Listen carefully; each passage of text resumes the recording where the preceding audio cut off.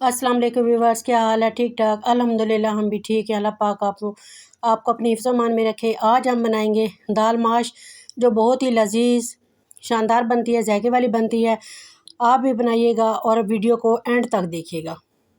इसके लिए मुझे चीज़ें चाहिए। 1 पाव दाल माश, इसको मैंने अच्छी तरह साफ़ कर लिया है। 1 घंटे के लिए पानी में भिगो के रख लिया था और अब इसको अच्छी तरह धो लिया है। तो जितनी देर आप दाल को भिगोएंगे, दाल हमारी फूलेगी। ये देखें, दाल अच्छी तरह फूल चुकी है। और इसके लिए एक मीडियम साइज़ का प्याज बारीक चॉप कर लिया है।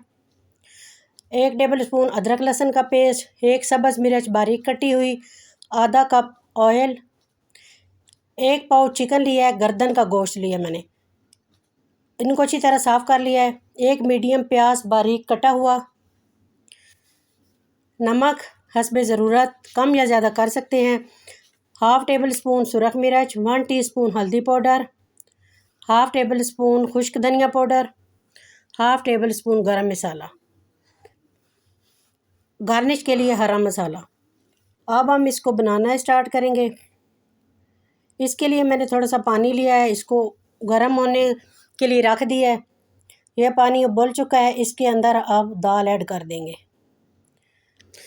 ये बहुत ज़रूरी स्टेप है, इसको बॉयल करना। अब इसको बॉयल होने तक हम ढक देंगे। तो ये देखिए, हमारी दाल बॉयल हो चुकी है और इसके ऊपर झाग आ चुकी है। अब आहिस्ता आहिस्ता करके तमाम झाग रिमूव कर देंगे। इससे एक अजीब सी हमक आती है, वो भी ख़त्म हो जाएगी। तो ये देखें जी, तमाम झाग उतार लिया मैंने।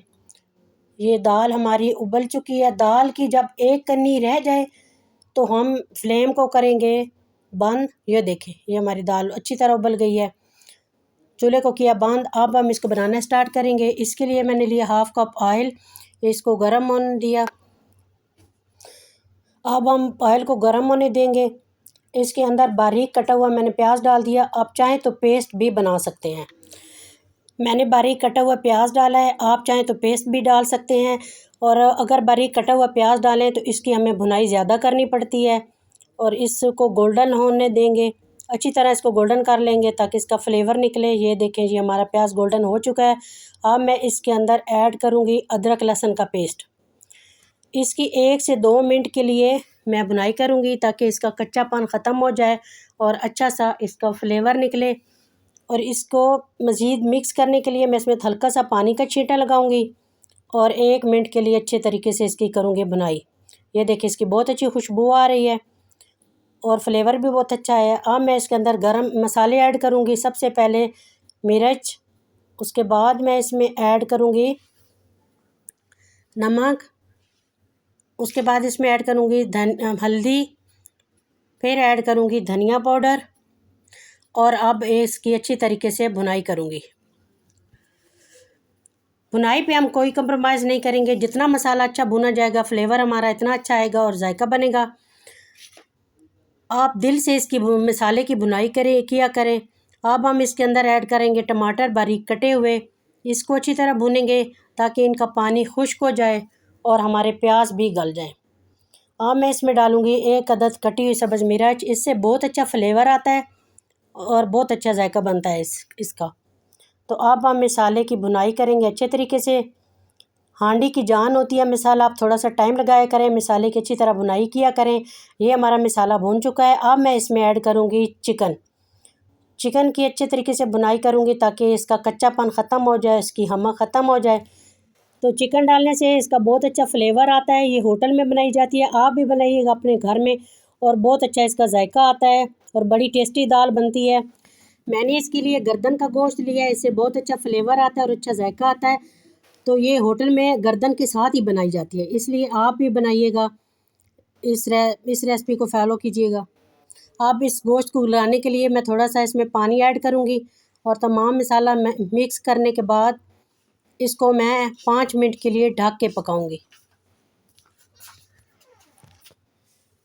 तो ये देखें जी, हमारा गोश्त गल चुका है और हमारा मसाला भी भुन चुका है और हमारा घी ऊपर आ रहा है। और ये देखें, हमारा मसाला दानेदार बन चुका है। जब मसाला दानेदार बने तब इसमें हम दाल ऐड करेंगे। तो ये देखें जी, आहिस्ता आहिस्ता हमारा घी भी ऊपर आ रहा है और बहुत अच्छी खुशबू आ रही है। अब हम इसके अंदर डाल देंगे दाल और इसको अच्छी तरह करेंगे मिक्स। तो आप चूल्हे को बिल्कुल लो फ्लेम पे कर देंगे और इसके अंदर थोड़ा सा पानी था, इसको भी खुश करेंगे और अच्छी तरह इसको करेंगे मिक्स, ताकि इसका घी भी ऊपर आ जाए और हमारी दाल अच्छी तरह पके। तो ये देखें जी, माशाल्लाह बहुत अच्छी बन रही है, पानी भी खुश्क हो रहा है तकरीबन आहिस्ता आहिस्ता। तो ये देखिए घी ऊपर आ चुका है। अब हम इसके अंदर डालेंगे गरम मसाला, इसको अच्छी तरह मिक्स कर लूँगी। अब दम वाली आंच पे कर दिया मैंने चूल्हे को। अब इस तो ये देखें माशाल्लाह बहुत अच्छी बनी है, अच्छी लुक नज़र आ रही है और ऑयल तकरीबन सारा ऊपर आ चुका है।